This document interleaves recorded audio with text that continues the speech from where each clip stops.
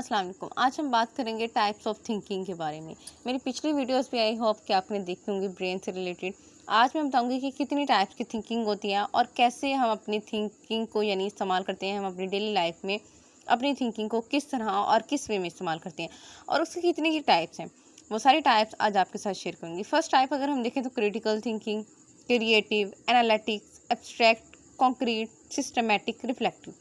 7 types of thinking है और ये सारी थिंकिंग जो है हम डेली लाइफ में इस्तेमाल करते हैं, लेकिन हमें पता नहीं है कि कौन सी जो है वो किस टाइम हम इस्तेमाल करते हैं।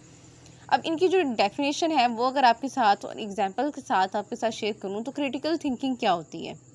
एक अगर मैं एग्जांपल दूँ, एक कार की एग्जांपल दे लें। जब हम कोई भी कार जो है वो खरीदने जाते हैं तो हम सबसे पहले देखते हैं कि जो क्रिटिकल थिंकिंग वाले लोग होते हैं वो देखते हैं कि उस कार का मॉडल क्या है, उसकी फ्यूल एफिशिएंसी क्या है, सेफ्टी रेटिंग क्या है, कितनी कॉस्ट में आ जाती है। तो ये चीज़ जो है ये क्रिटिकल थिंकिंग में आ जाती है। लाइक अगर मैं इसकी दूसरी ऑफ़र दूँ जॉब ऑफ़र के बारे में, तो हम देखते हैं कि हम मल्टीपल जॉब्स ऑफ़र्स हैं, ठीक है? उसमें किस टाइम की जॉब्स है और कितनी सैलरी दे रही हैं, क्या वर्क लाइफ़ बैलेंस है, ठीक है? इस तरह की अपॉर्च्युनिटीज़ जो है ये क्रिटिकल थिंकिंग में आ जाती है। नेक्स्ट है creative thinking. Creative thinking like के बहुत ही पुरानी चीज़ें, लाइक अगर हम होम की बात कर लें, घर में कोई ऐसी चीज़ है जो बहुत ही हमें बाहर से महँगी पड़ रही है, लेकिन हमारे पास वो पुरानी है, हम उसे रेनोवेट करते हैं, ठीक है?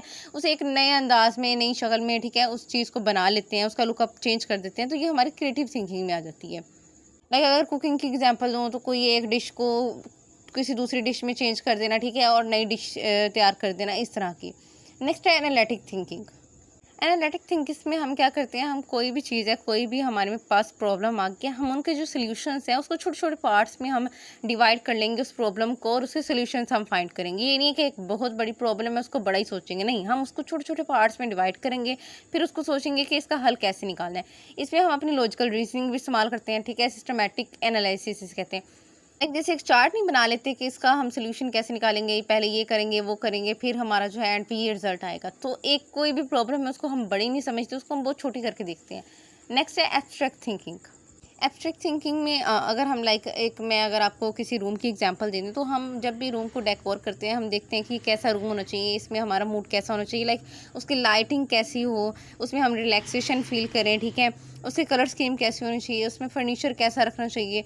लाइक जैसे हम एक चीज़ को इमेजिन करते हैं कि ऐसी होनी चाहिए। तो एब्स्ट्रैक्ट थिंकिंग लाइक हमारी कोई भी चीज़ जब हम बनाना चाहते हैं, ठीक है? तो उससे पहले हम या फिर हमारा कोई गोल होता है तो उससे पहले हम सोचते हैं कि ये चीज़ हमें हमारी होनी चाहिए, ठीक है?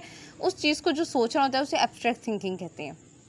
लाइक नए आइडियाज़ जनरेट करते हैं, ठीक है? और पहले से ही उस चीज़ को सोच लेते हैं। नेक्स्ट है कॉन्क्रीट थिंकिंग।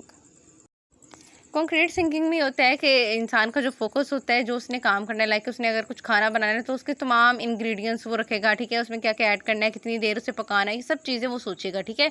कॉन्क्रीट थिंकिंग का ये काम होता है।